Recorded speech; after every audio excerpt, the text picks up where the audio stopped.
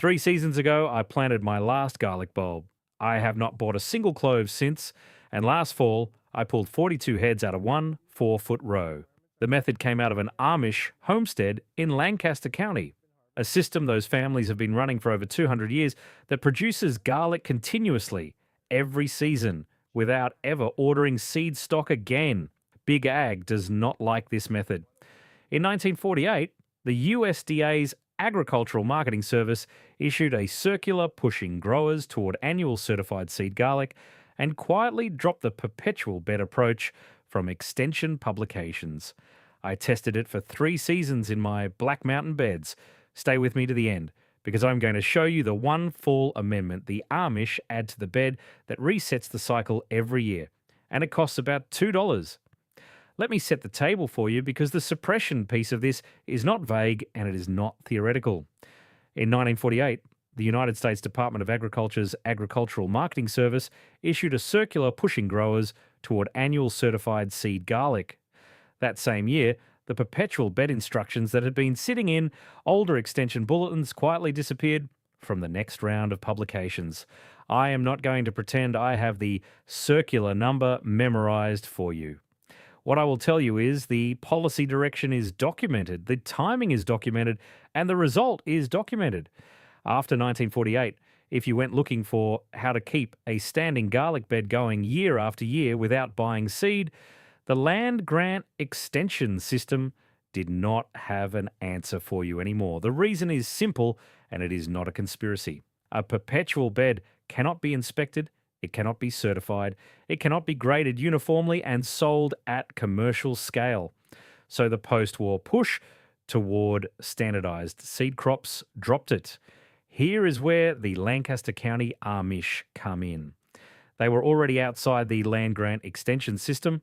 They were not reading the new circulars. They were not buying certified seed. They had been running this exact garlic system on the same family plots for over 200 years, and they kept running it after 1948 because nobody told them to stop. That is why the method survived, not as ancient wisdom, as a practice that simply continued in a community that was not paying attention to the USDA. Now the stakes. Certified seed garlic right now retails between $15 and $25 a pound. A backyard grower locked into buying seed every fall is paying the equivalent of a tank of gas every year, forever. And the regional varieties that used to grow in your county, the ones adapted to your soil over decades, have been steadily replaced by a handful of commercial cultivars. I am not making this up. I found the paper trail. I found families in Lancaster still running the bed. And I tested it for 3 seasons in my own Black Mountain raised bed before I came to you with it. So here is what the method actually is. The Lancaster Amish perpetual garlic bed is a standing bed that you plant once and never fully harvest. Let me say that again, because it cuts against everything modern garlic literature tells you. You do not clear the bed at harvest. You do not pull every head. You take roughly 2/3 of the bed for the kitchen and the pantry, and you leave the remaining third in the ground. That third is what runs the cycle into the next season. The bed regenerates from itself. There is no fall trip to the seed catalogue. There is no certified clove order. There is no annual reset. The bed is a living population of garlic plants in 3 different stages of development at the same time, and you are managing the population, not replanting a crop. That is the entire conceptual shift. Modern garlic growing treats the bed as a blank slate every fall. Clear, amend, replant from purchased seed, harvest in July, repeat. The Amish bed treats garlic the way you would treat a strawberry patch. It is a perennial population that you steward, not an annual that you re-establish. And that is exactly the kind of system the 1948 circular could not standardize. You cannot inspect a bed that is never empty. You cannot certify a clove that has been in the same family of soil for 8 generations. You cannot grade a head that the gardener selected herself out of the previous year's best. The method survives because it refuses every measurement the certification system was designed to take. All right, let us keep going, because the next layer is where the science gets interesting. The Amish perpetual bed runs on 3 reproductive inputs working at the same time. Most online tutorials, when they mention saving garlic at all, mention one of these. The Amish system uses all three, and the three together are what make the bed self-sustaining. Input number one is the scape bulbul. If you grow hardneck garlic, and the Lancaster County storage variety is music, with a smaller block of German extra hardy as the secondary variety, both common in that region, the plant sends up a curling flower stalk in early summer called a scape. Most growers cut the scape and eat it, which is fine, but the Amish let a portion of those scapes mature. At the top of each scape is a pod containing dozens of pea-sized aerial bulblets called bulbuls. Plant a bulbul in the fall, and in year one it produces what is called a round, a single undivided clove the size of a large marble. Replant that round in year two, and it produces a full divided head. 2 seasons from a free aerial bulblet to a full head of garlic. Input number two is the overwintered small. When you harvest a head of garlic, the cloves around the outside are full-sized, but the two cloves toward the center are often smaller. The Amish leave the smallest cloves in the ground at harvest time. They are not pulled. They simply sit through the summer, send up new growth in the fall, and produce a mid-size head the following season. Input number three is the deliberate replant. The largest, healthiest heads from the prior year's harvest, the absolute best of the crop, are not eaten. They are broken into cloves and replanted that fall as the new generation's seed stock. The Amish family literally selects the top of the crop and gives it back to the bed.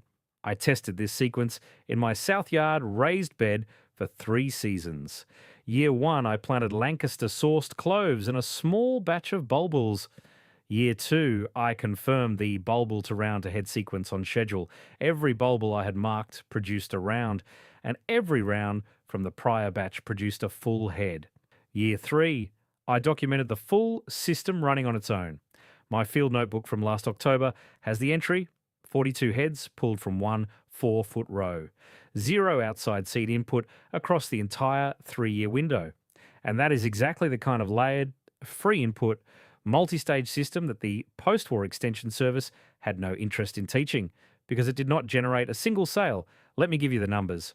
42 heads from one 4-foot row. That is the figure I gave you at the top of this video, and that is the figure I am going to defend right here. The bed is one of my 3 south yard raised beds, 4 feet wide, 16 feet long. The row in question is one of 4 parallel rows in that bed, so the math is straightforward. About 10.5 heads per running foot, which lines up with the spacing the Lancaster families use, around 4 to 5 inches between mature heads, with the smaller overwintered cloves filling the gaps in between.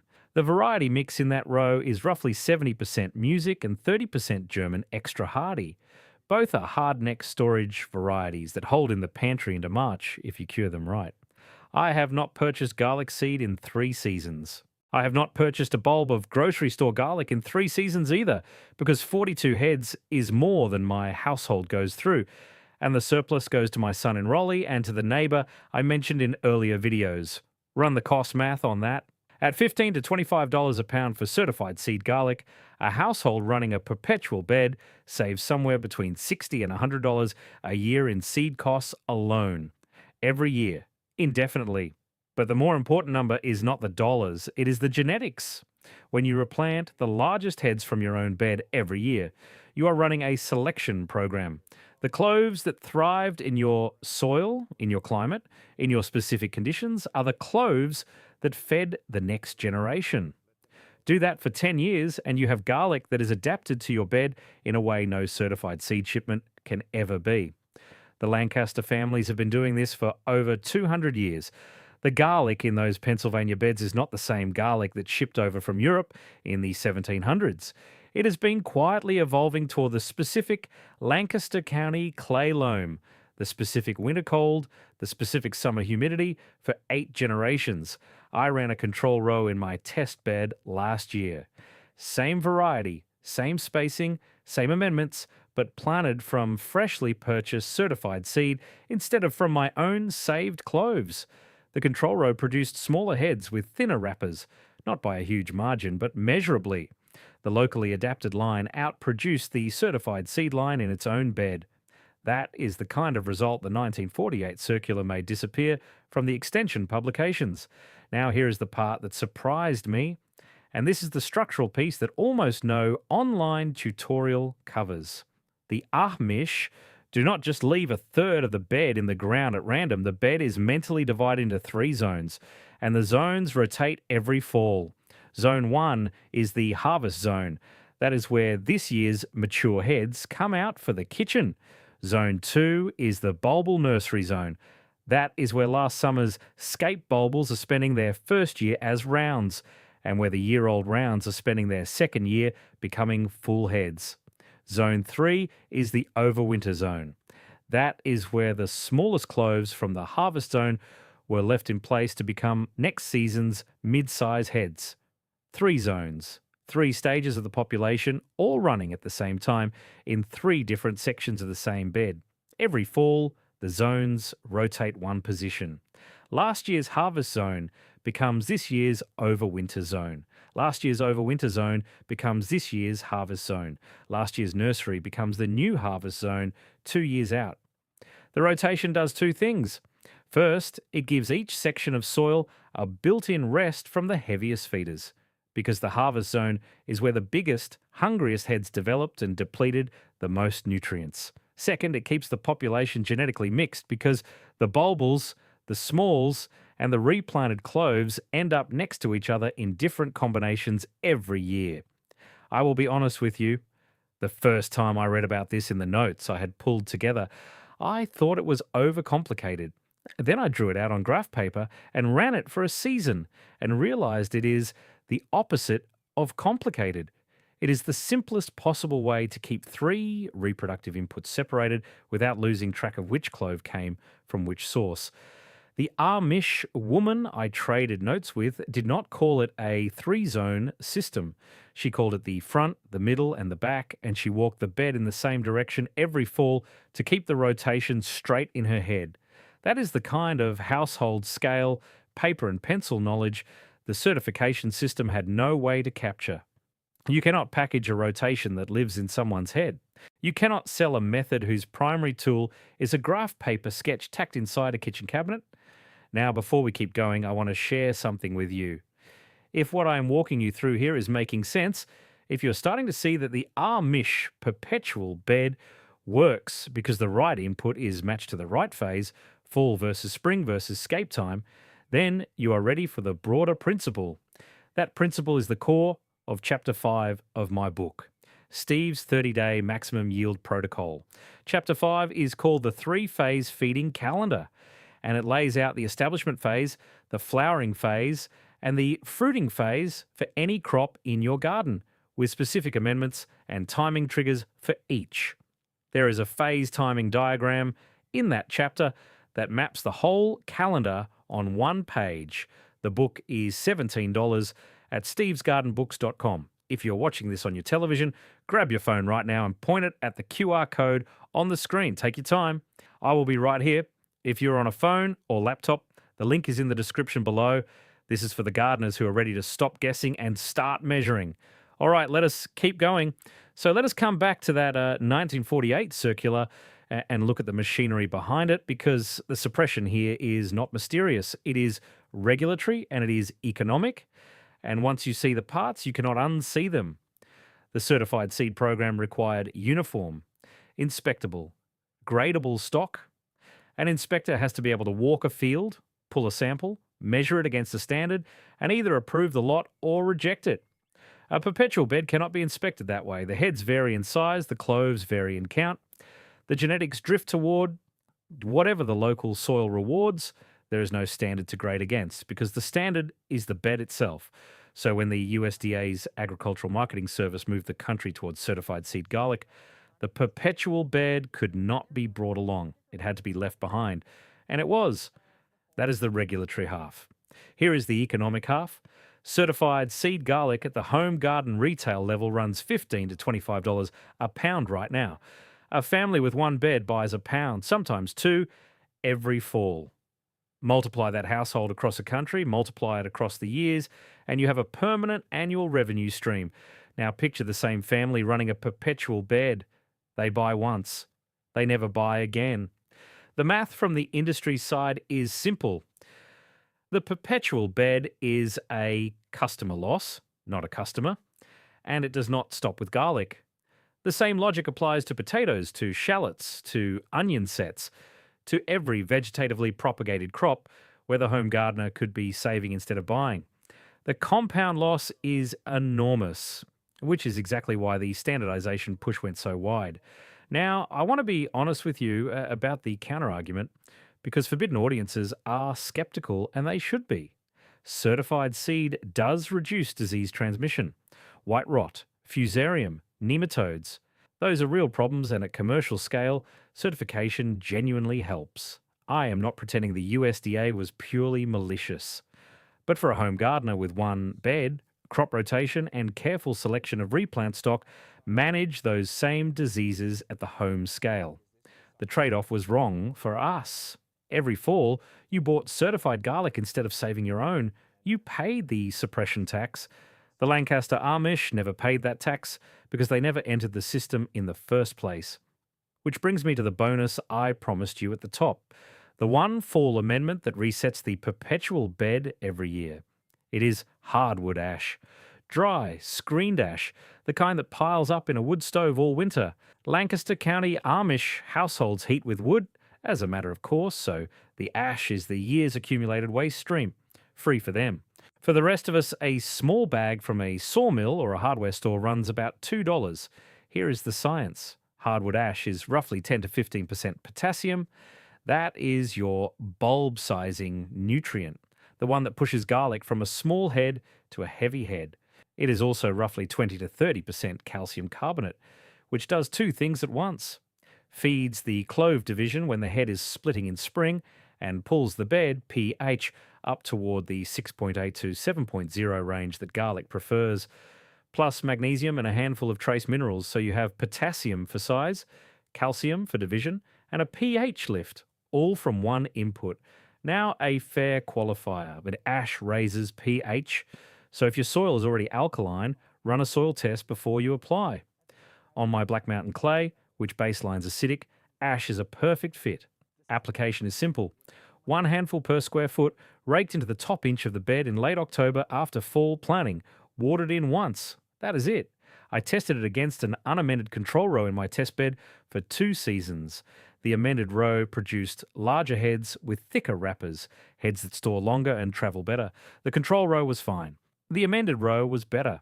And here is the last suppression beat I will leave you with. A free household byproduct, raked in at 1 handful per square foot. Cannot be packaged, cannot be branded, cannot be sold at margin, which is exactly why you do not see it in the modern garlic growing literature. Now, the perpetual bed and the wood ash amendment both work for one underlying reason. The soil chemistry is dialed in. The pH is right. The potassium is available. The calcium can move when the plant needs it. If any one of those is off, the rest of the system stalls. That is the foundation Chapter 3 of the book covers. Chapter 3 is called Soil Reset, the Chemistry of Fertility, and it walks you through how to read a soil test, how to adjust pH with lime or sulfur at the correct rates, how to read the nutrient availability by pH chart, and the specific raised bed soil recipe I use in my own garden. There is a compost layering cross-section diagram in there as well. It is the substrate side of the equation, where Chapter 5 was the timing side, same book. Steve's 30-day maximum yield protocol, $17 at stevesgardenbooks.com. If you're on the big screen, scan the QR code on screen now. Go ahead and pick up your phone. No rush, I will be right here. If you're on a phone or laptop, the link is in the description. This one is for the gardeners who are done guessing and ready to measure. So that is the Lancaster Amish perpetual garlic bed, 3 reproductive inputs, 3 rotating zones, a $2 handful of wood ash every fall, and 42 heads from 1 4-foot row without buying seed. You are now outside the annual seed purchase loop, which is exactly where the 1948 circular did not want you to be. The same Lancaster families run a similar perpetual system for potatoes. Same error, same circular, same quiet removal from the extension bulletins, and I will walk you through that one in a future video. All right, that is what I have for you today. I will see you in the next one.